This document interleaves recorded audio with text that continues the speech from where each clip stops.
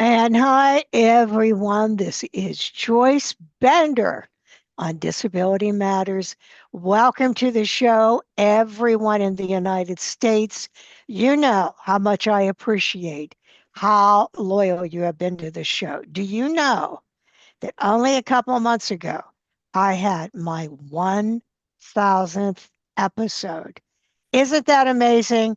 Over That 22 years, I have been on the air. And you know what has done this for me? You. All of my listeners, you're so awesome. And not just here, around the world. I read all of the countries the other day. Oh my goodness. On the air, it's over 70. And some countries like Saudi Arabia, there would only be one person listening. And then Canada and Germany, like at the top, other than, of course, the United States. But these are countries in Africa, China, throughout Asia, Russia. Um, Amazing. And I so appreciate, I just want to say something. If you're in one of those countries and you're the one listener, you know one person can make a difference. What you need to do, every country has an American center at the embassy, and you go to that American center so that you can find out where there are English speaking stations where you they could hear this show.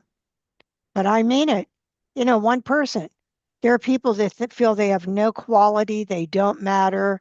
Um, but you letting them hear this show can make such a difference. And that is why I have to have a special shout out to Richard Roberts from the State Department, my friend, and Gang Yang Cho from South Korea.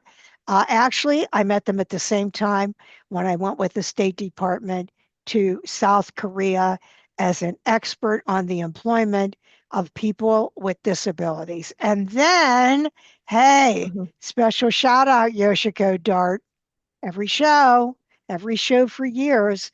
I tell this on every show. We, people with disabilities, we do not have enough history in the history books. You know, like if you went out today, you're interviewing people, who's Justin Dart?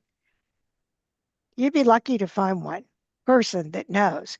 And yet, he was such a great man. So that's why I do that. And hi, Mark. Oh my God, what a great company. Thank you for also not only hiring people with disabilities, which I'll talk a little bit more about in a little bit, but also being the sponsor of this show. This is a very great special show today because we have, can you believe it? Now, hold on. Doro Bush Cook. Doro Bush Cook. Doro is the daughter of the late, great President George H.W. Bush and sister of President George W. Bush. How about that background? Not to mention Doro and all the great things she has done, which we'll talk about. She's an entrepreneur, a best selling author, national disability rights leader, philanthropist, most important, my friend, and on the Bender Advisory Board. So, Doro, wow, here we are celebrating Disability Pride Month, 35th anniversary of the Americans with Disabilities Act. Think about that.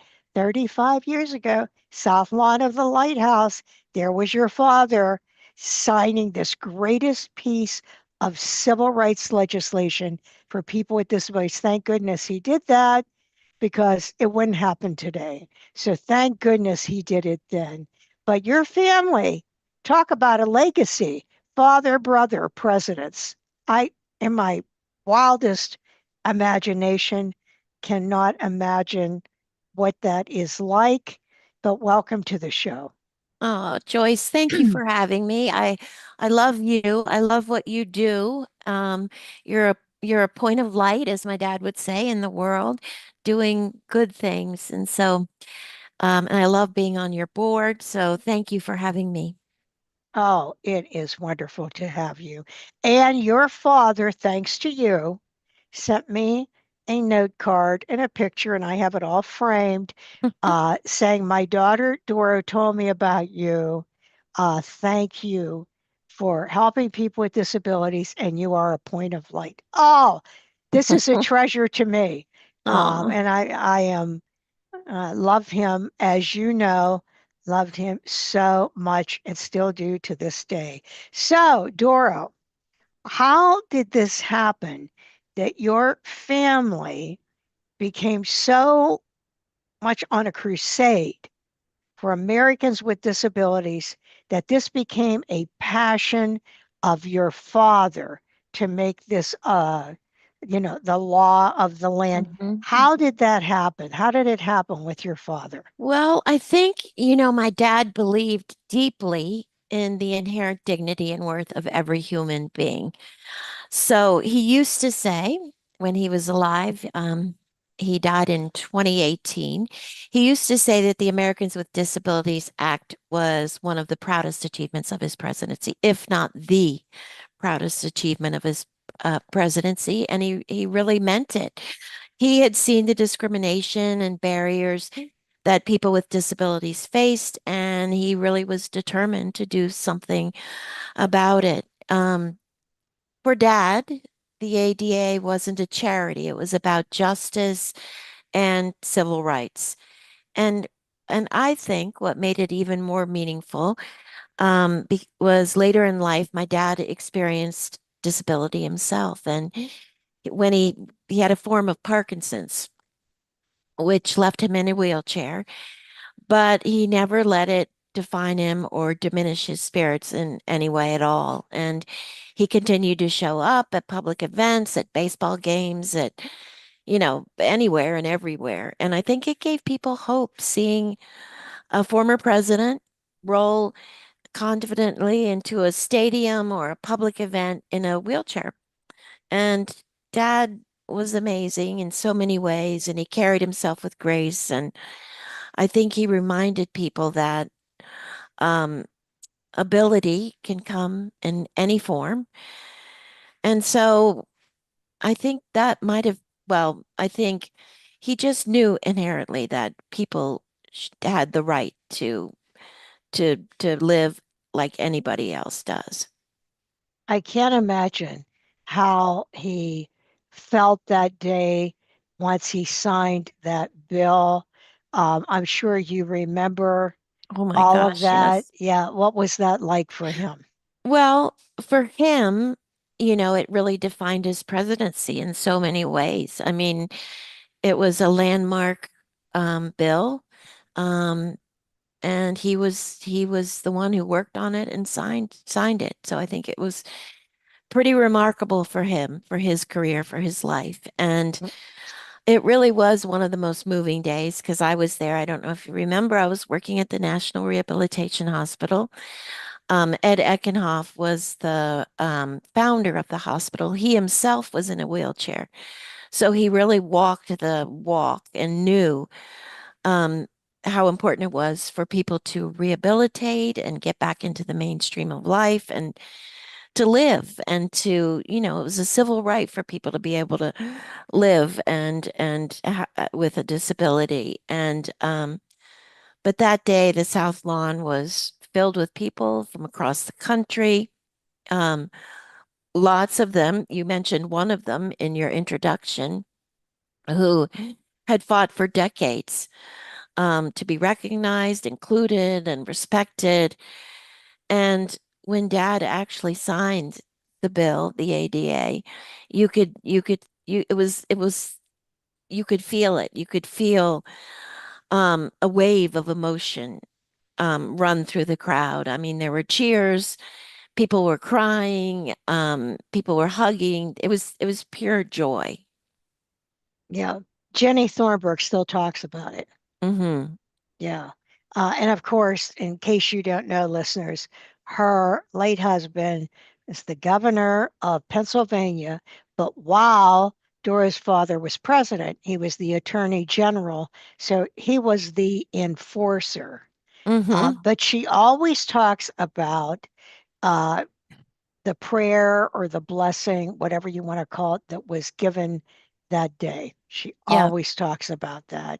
And so people that were always asked me what it was like, which I don't know, but I understand it was a sunny day on Yep. the south lawn of the White House.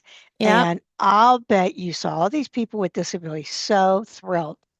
Oh, it was amazing. I mean, and I had the good fortune to be at many White House events because not only was Dad president, but of course George was president, my brother for 8 years, and so I had the privilege of seeing history from a front row seat, and I have to tell you that day was the most moving, the most joyous, the most memorable event I think I ever attended at the White House. Wow, that is, I mean, even thinking about it, and not that long ago, 35 years is not that long ago when putting it in perspective to Civil Rights Act, or other bills that were signed. Now, if we could just get people to hire people.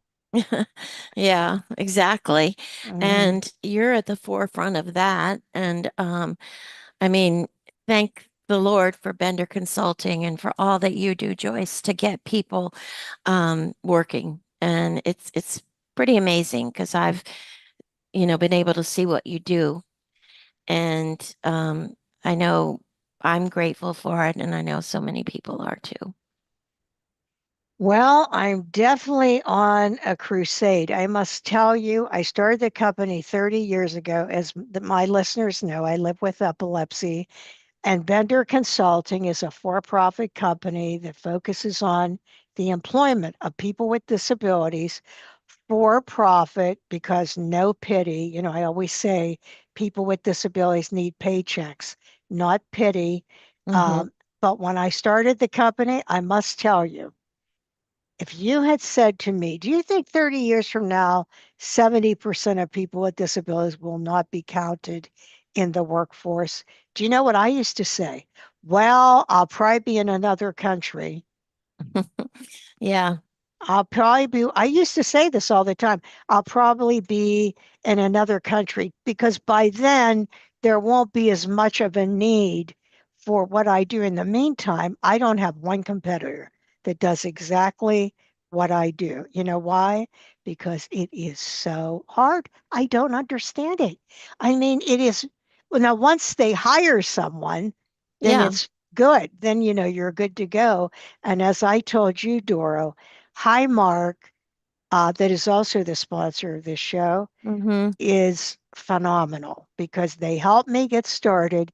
And well, you met David Holmberg, but Yeah. every CEO up through to him over all those years has stood behind me and hires people at all levels, including the executive level. And I know you admire them for that. Totally. I mean, I especially love David Holmberg. He's such a wonderful man, and I love him for what he's done for people with disabilities. But I think when people have there's fear. It's fear. People are afraid. Oh, that you know, people with disabilities aren't going to produce, and they're not going to, whatever. But what I've seen through you is no, that is wrong. There's training. These people are trained just like people who don't have disabilities, and they're just as productive. They're just as smart. They're just as everything. And the fact that people are afraid is a shame because they're missing out Hmm. on good people. Hmm. Yeah, it's a business investment, I tell people. Yeah, For example, retention. Retention. I've placed people at Highmark that have been there 28 years, never left. And you know what? It's not because they're a superhero. It's called gratitude. It's right. called no matter who Appre you are, if you're left out and you're given a chance, you appreciate it. Do you know what I mean? Totally. You appreciate it much more, and Mm, therefore you're working harder than the other guy, and therefore you're, contributing more than anyone else. And so, as you say, it's an investment. It's a mistake that people don't do this, hmm and we're trying to change that, and you're trying to change it, and it's really important. And the fact that you have no competitors, it kind of makes me sad, really. The hmm fact that nobody else wants to do this work, and Well, they do parts of it, like some people do minority recruitment yeah, and disability, or they're not for profits that do this. But a for profit run by a person with a disability, which the majority of my employees, even in our office, are people with disabilities that do exactly what I do. No.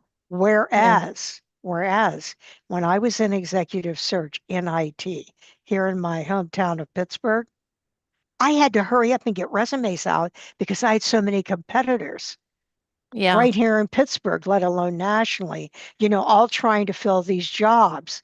And when I think about that, I think that would be as if I had all these competitors in Pittsburgh, let alone in the United States. Now, there may be someone somewhere I don't know about, uh, but I guarantee you, if you go to AAPD or Senator Harkin or any of those groups that say employment, people with disabilities, they're going to say Joyce Bender. yeah, 100%. Hmm Who are some of the, I know you're supposed to ask me questions, but I have one for you. Who are some of the champions now? I mean, a lot of the people 30 years ago, um, that you and I both knew, um, some of them aren't alive. And who are the champions for disabilities now? You mean the people that I've placed over the years? Is that what you mean? No, I mean the people that are out there, trying to legislatively make a difference, or that are, demanding for the rights and civil rights Oh, yes, of yes, yes. people with Right, disability. right, right. Well, Tony will never stop, as you Right. know. I always say you are the only retired congressman that never retired because he just fought 2 years ago or a year ago to get digital accessibility a law of the land. Yeah. So hopefully that will stay. But you have Senator Tammy Duckworth, who is Mhm. always out there, trying to make a difference, trying to make things happen. Um, and, she stands out. Sadly, the person that was doing the most was Senator Casey. Mhm. I mean, he was the champion. He was, unfortunately, he lost in the election, but he was like, first there was Ted Kennedy, then there was Tom Harkin, I mean, on the Democratic side, Mhm. then it was Bob Casey. But Mhm. right now, today, I think if you were thinking, where can I go or who should I go to, it'd probably be Tammy Duckworth. Mhm. Mhm. Yeah. Because I mean, what the statistics on disabilities are still, I mean, the statistics of the people that have disabilities in America is pretty big, right? Hmm I was looking around. I mean, I think it's over 70 million people in the US have disabilities. I mean, this is a huge population of hmm people that, are going to need a job. hmm And, you know, y we need to get them in there. We need to get them in these companies because they're assets. The other person in office that has never stopped that's presently in office is Steny Hoyer.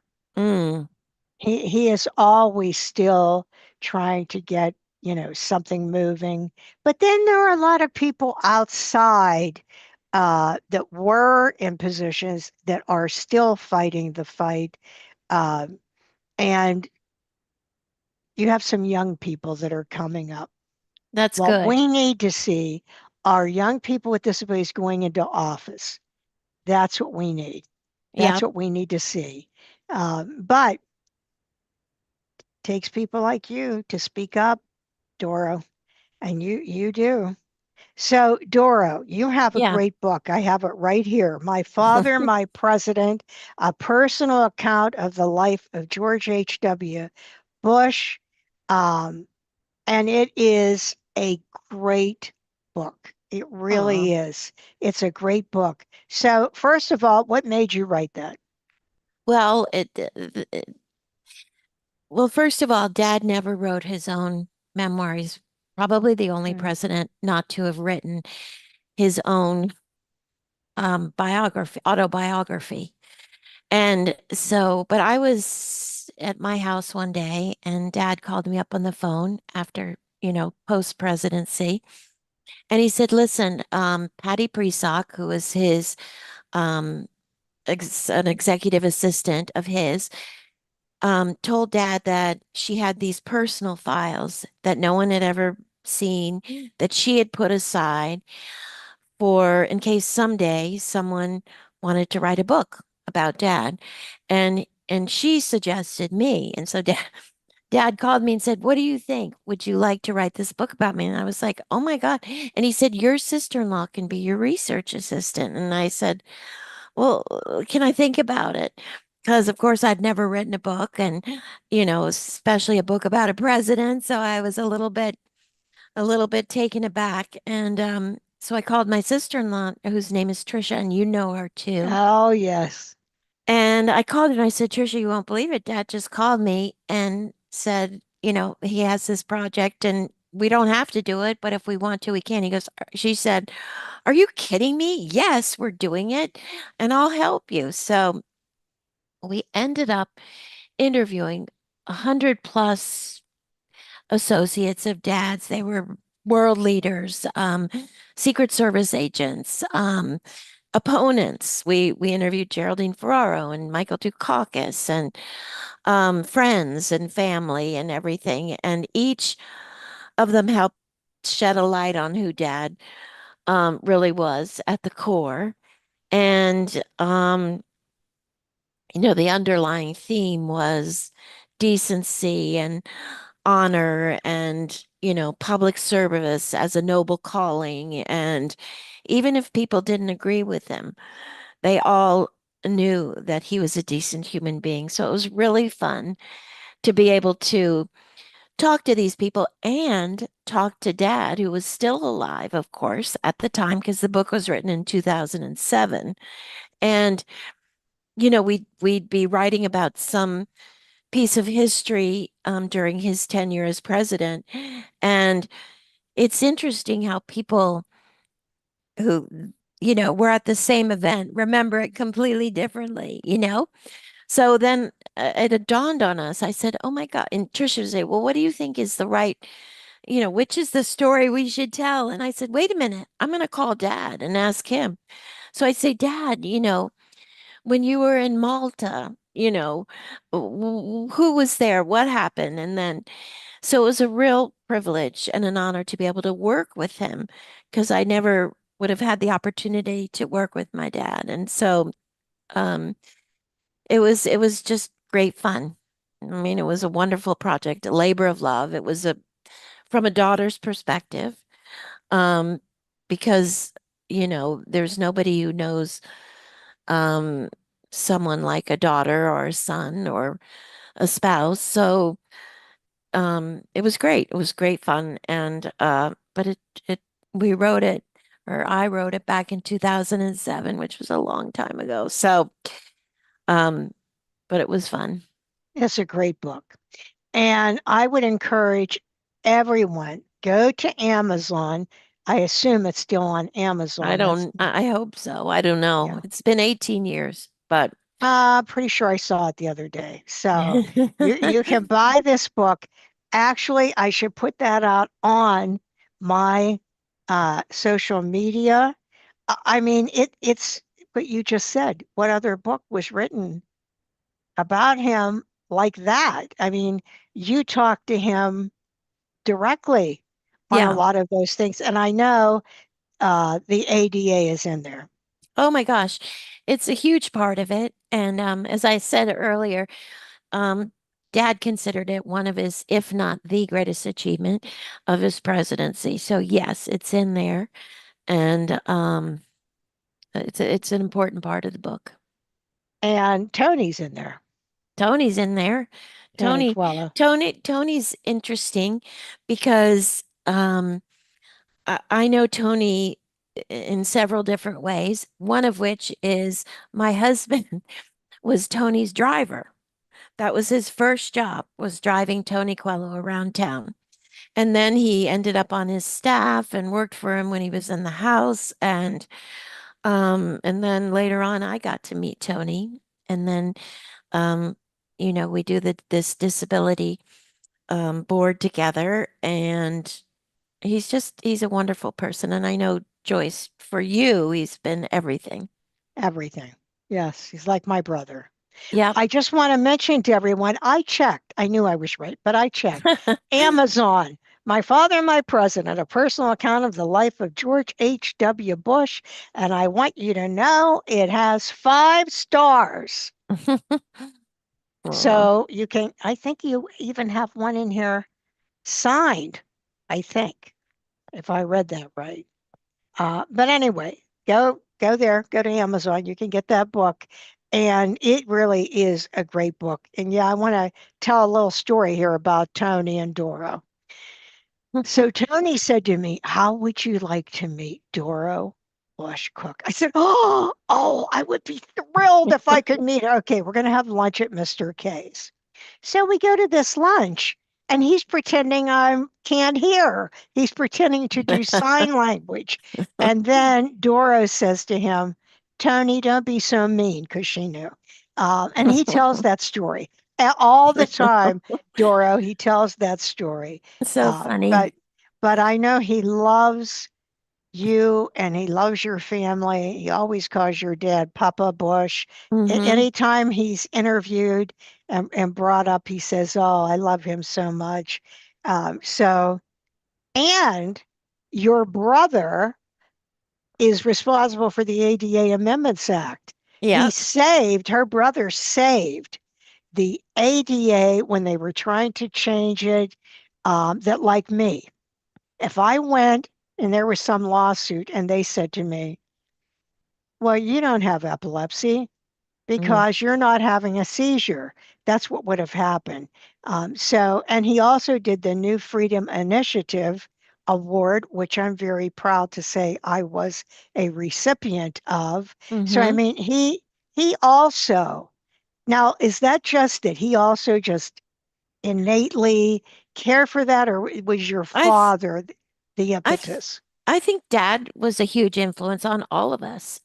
He taught us by example. He didn't Hmm. say you should care about, peoples with disabilities, but he showed it, and he by example, he showed us what was right. And so I think George would say the same thing. And we admired our dad so much. Um, and we just knew that what a good person he was. And so we all wanted to be like him. And Hmm.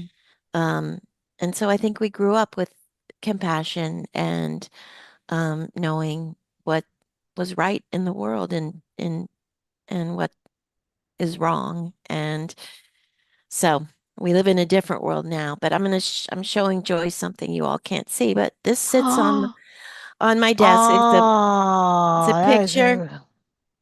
She's picture of showing my me a dad, picture of her father. Wow, that's a beautiful picture. and he just sits Beautiful here smile.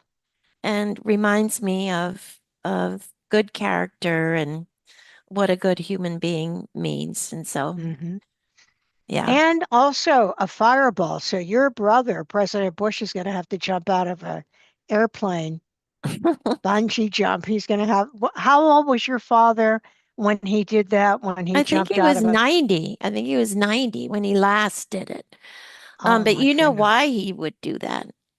I don't know if you know why, but when he was in World War II, he had to evacuate a plane, and um, he hit his head and went down, and he never felt he got it right. And so he spent his later years jumping, and um, that was sort of the impetus for that. And my brother won't jump out of a plane. He's of a different ilk, but anyway, Dad was fun and wonderful. Oh, I thought that was something. Well, nor would I. So that just shows no fear. Yeah. Um, how about your company? That's what I want to talk about. And by the Oh, way, Trish Riley, her sister-in-law, is also on the Vendor Advisory Board and is also a great person. And you two are like attached at the hip. I mean, you two are so close. But let's hear about BB&W. When did you start that with Trish? yeah. What are some of the programs? Let's talk about that. Yeah. So it's actually called BB&R. Um, we started it more than 2 decades ago, inspired by our shared passion for holistic health and personal growth. Trisha is actually a holistic health counselor, and she would go up to New York to this program called Institute for IIN, and she would come home and tell me all these things, like um, how red dye was bad for us and all these things, and we were meanwhile giving our kids Gatorade at the football games.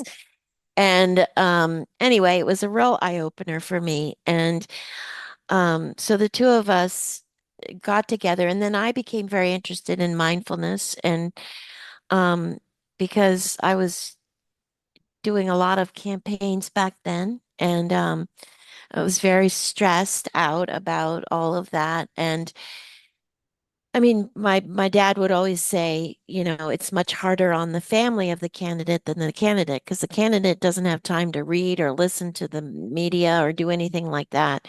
But the family's back there saying, listening and saying, that's not true. That's not what he said. That's not who he is, and all of that. So it was kind of stressful. And so I began a deep dive study into mindfulness. So we would go and start in homes, and she would teach the nutrition piece and I would teach the mindfulness piece. And then we moved to corporations, and then, or schools, and then corporations, and then we moved to conferences. And so we do conferences, and then we have a podcast like you, but I feel like we've we're peanuts compared to 1,000 episodes, but we've done over about 600 episodes. Oh, that's And good. yeah, that's good. And we've interviewed incredible voices in wellness and science and spirituality and etc. And yeah, but I'm in addition to the work with BB&R, Joyce, I don't think you know that I'm also the co-founder with Trisha and one other woman named Lynn Mento of Conservation Nation, which is an organization that's dedicated to protecting the planet through inclusive, community-driven conservation. Um, because Conservation Nation believes that the health of our planet is directly connected to human well-being, and that protecting nature means protecting ourselves and future generations. So we started out at BB&R talking about our personal health, which is very important. But if the earth isn't healthy, then we can't be healthy.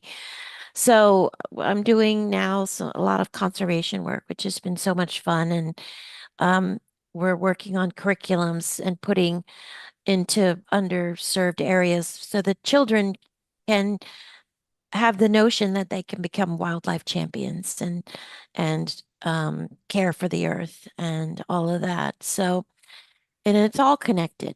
So, so that's what we've been doing. So And BB&R. What is the website for BB&R? it's bbrconsulting.us, bbrconsulting.us. And then the Conservation Nation is conservationnation.org.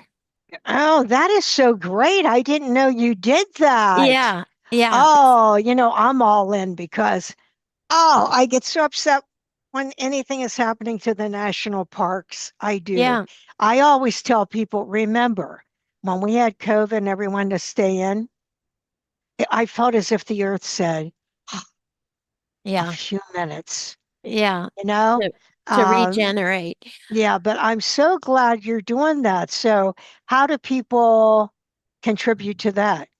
Well, they can, come look at our website and if you're um involved in a school and you want a free curriculum for teachers, we offer a free curriculum that's fabulous that teaches kids all about birding and all about DNA and all about all kinds of different we have all kinds of different modules. And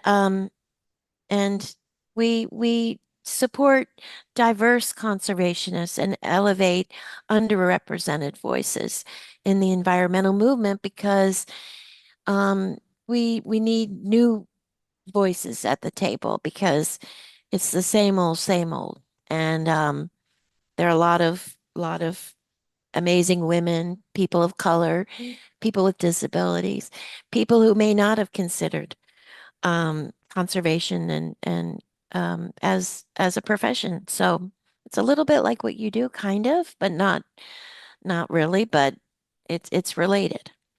Well, you must tell me if you have any events or sessions or anything.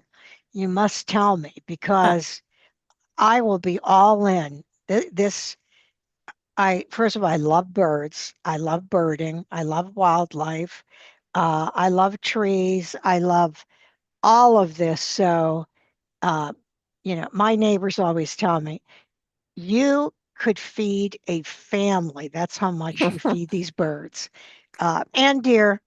So, yeah, that is great. That's really great, Dora. well, and the thing is, what we say is that we are nature. I mean, we are not just observers of nature, we are part of nature. So we need to have that lens into the world because it's us. We are nature. Mhm. Well, hey, we do have Jennifer here. Jennifer Mathis on the mic. Um, Hi, Jennifer. How are you? Hi, happy to be here as always. Yeah, well, Jennifer is my news anchor, Doro. And as Okay. you might guess, Jennifer, I'm so honored to have Doro Bush Yes, on the show today. And Jennifer, tell Doro about where you are, about Basilon.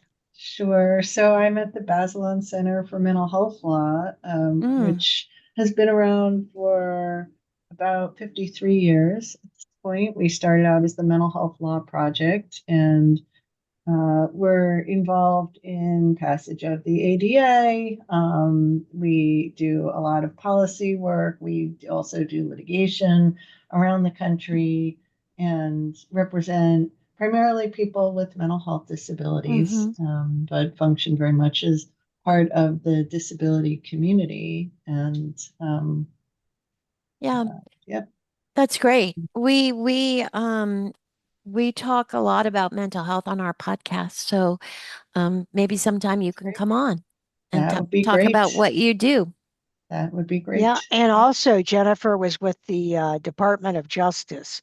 She was a presidential appointee twice, President Uh, Biden and Obama. Is that right? Or I am I wrong? wasn't I wasn't formally an appointee in the Obama administration. I served with Chai Feldblum, who was an appointee during the Obama Ah, administration, but during the Biden administration, I was an appointee, Hmm. yeah. the Civil Rights Well, Division. guess what, Dora? We're the only place in the world that every week gives disability news.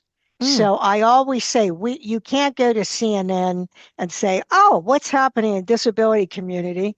But you can come to this show. So Jennifer is actually, I think it's the 15th, going to be the whole show. But Jennifer, because this is Disability Pride Month.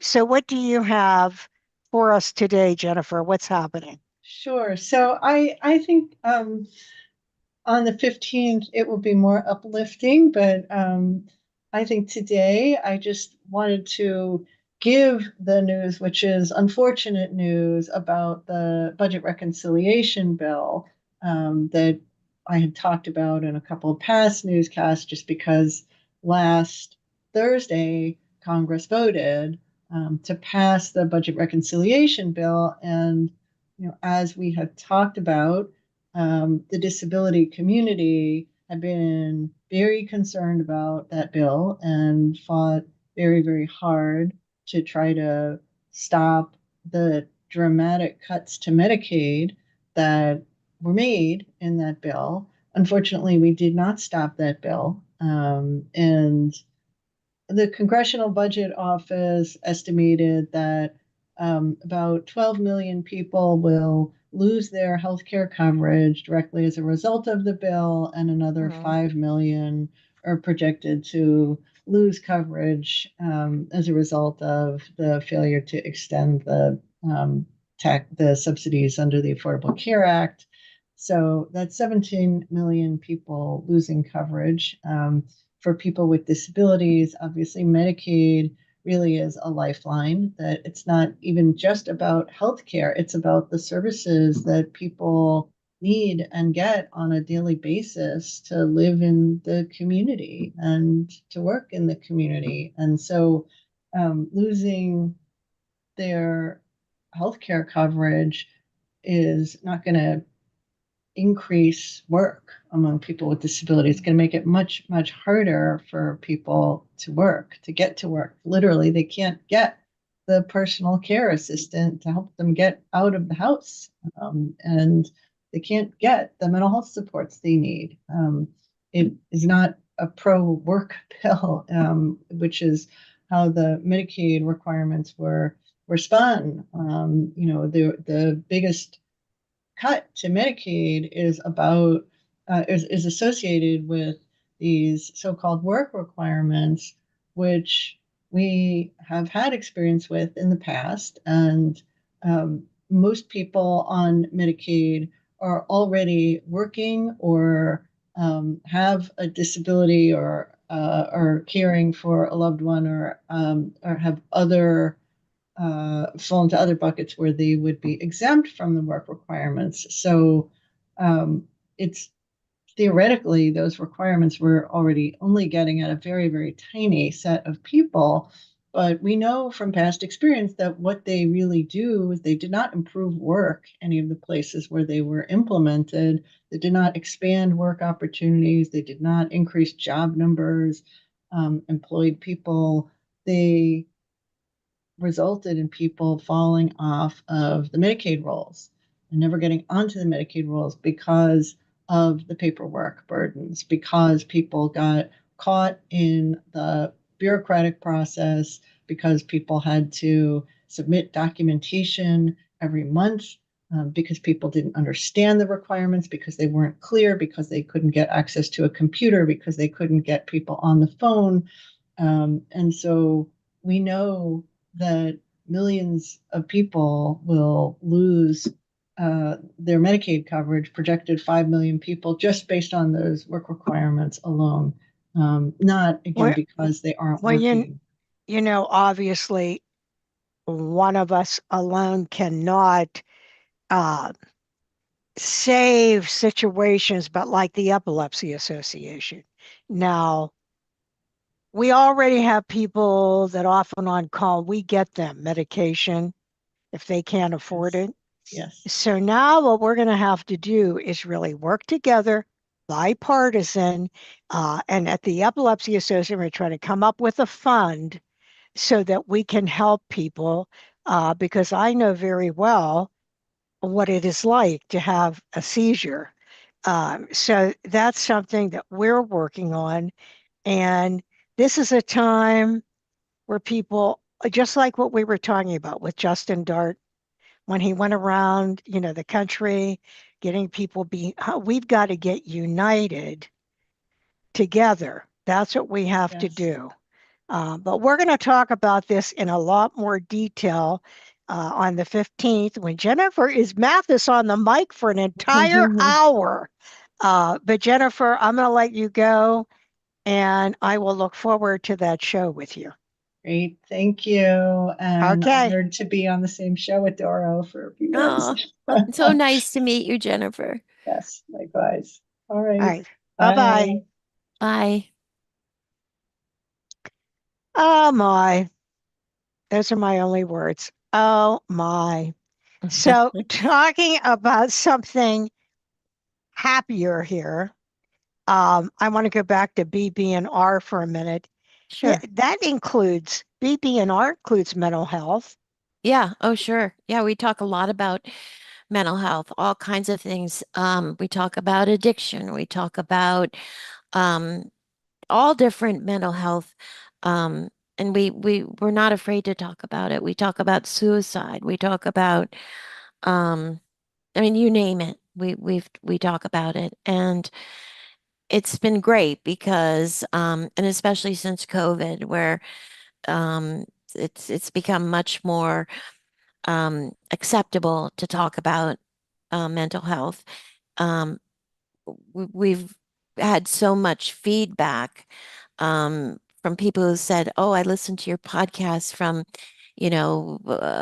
we had a gentleman on from the American Foundation for Suicide Prevention, and she said, "Well, I finally know where to turn, how to get help, and that kind of thing." So, yeah, we try to cover as much as we can, health related, but mental health being so important now. Well, Doro, I'll have to be on your podcast Yeah, I sometime to want you talk to. about, listen, to talk about the Mary Brocker Mental Health Initiative. Yes, Yes, as yes. my listeners know, I have pictures of Mary everywhere here. Doro also knew Mary. Mm, Worst thing of my life is when Mary passed away. I mean, I was terrible for a while. I still miss her every day. But for 40 years, Mary lived with clinical depression. And you know what she would do? She would go to high school students who volunteered at the Bender Leadership Academy with mental health disabilities and help them. But yeah. I want to talk about high school students with mental health disabilities and the Mm-hmm. suicidal ideation. That's why what you're doing at BB&R is so great because you're really looking at like holistic Yeah. Yeah. at all parts. Well, It's, it's Trish that informed me eating buffalo meat is as good, if not better, than chicken because it's not like, regular hamburger meat. But I mean, you cover everything nutrition, mental, spiritual, everything. That is well, really great. the head is connected to the body. I mean, it's you can't talk about one without the other. And what's going on in our head is equally as important as what's going on in our body. And if we can help just one or two or three people, we've been successful, I think. So, Mhm. I bet I know the answer to one of these questions, which is, well, wait, let me ask you this first. Are you still involved in the literacy program? yes, very much so. I'm the honorary chair of the Barbara Bush Foundation for Family Literacy, and we are celebrating my mom's 100th birthday this year. Oh, Yeah, and so we're doing a lot of events around the country to try to shine a light on the issue of literacy. I mean, sadly, 54% of US adults read below the equivalent of a sixth grade level. And 64, wow. That's yeah, terrible. 54%. I mean, that's over half of the adults in the United States. Oh, And oh, 64% of our country's fourth graders do not read proficiently. So it's a real problem and it's a multi-generational challenge, really. And and mom always used to say, if everybody could read, write, and comprehend, so many of the world's problems could be solved. mhm. And I agree with her. And so work of literacy is so important, and we do a lot of good work at the Barbara Bush Foundation, and it's an honor to carry on her legacy. And one thing, like if you have a learning disability and you're unable to read, there are statistics how that can lead to divorce, prison, all these things. So Yeah, she's right. She's right when she says that. I mean, that's true. it's true. And I mean, imagine being a mother and not being able to help your child with homework, or imagine not being able to read a medicine label, or, it's reading is everything. It's the foundation of our lives. And you know, so it's good. It's good work that we do. Are you having an event or something to We've had lots of celebrate? events, lots of events. We just recently had sort of 3 days in Maine here, where we had a celebration of reading where best-selling authors came and read from their books, and people came. And then we had my mom used to love to walk her dogs on the beach, so we had an honorary dog walk in her honor, and on and on and on. Lots of amazing things happening. Well, how do we follow this in case we want to go to one of these events? Well, you can go to the Barbara Bush website, which I think, now I'm embarrassed. I don't know exactly what it is, but maybe you can put it in the show notes. I think it's barbarabushfoundation.org, I think. Yeah, I think, yeah, okay. Yeah, Yeah. Yeah, that I myself would really like that. I love reading, and it really does open the world to you. It it really does. does. It does. So I bet I'm going to guess, maybe not, because now I'm realizing it could be more than one person. My question was, who is your role model? Well, I think you probably guessed right, but my role model, of course, is my dad. Um, again, I mentioned that he's somebody who um, lived by example, taught us by example. He taught us the importance of giving back. He taught us that public service is important and necessary. And then my mom taught me the value of family. I remember at her Wellesley speech, she gave a very famous speech at Wellesley, where she said, at the end of your life, you'll never regret not having passed one more test, not winning one more verdict, or not closing one more deal. You will regret time not spent with a husband, a friend, a child, or a parent. And so both of them were huge influences in my life. They both believed in giving more than you take, and in always looking for good in other people. And they were really my compass, and miss them both terribly. Mhm. Yeah, yeah, they were absolutely great people and spiritual people of Mhm, faith too. mhm. Right. Yes. So, Dora, what advice do you have for young people with disabilities who are being bullied and feel there's no hope for them? What advice do you have? Well, I would say that each of us has a role to play in building a more inclusive, compassionate world. Whether you're leading a company or teaching a class or raising a family or just walking through your day, I would just say choose kindness, Hmm. choose understanding, never underestimate the power of a small act of kindness or courage. And I think that's how real change can begin. Yes. Well, before we close the show, I want to say to everyone, I know this is a difficult climate, a lot of things happening, but it's always good to have hope.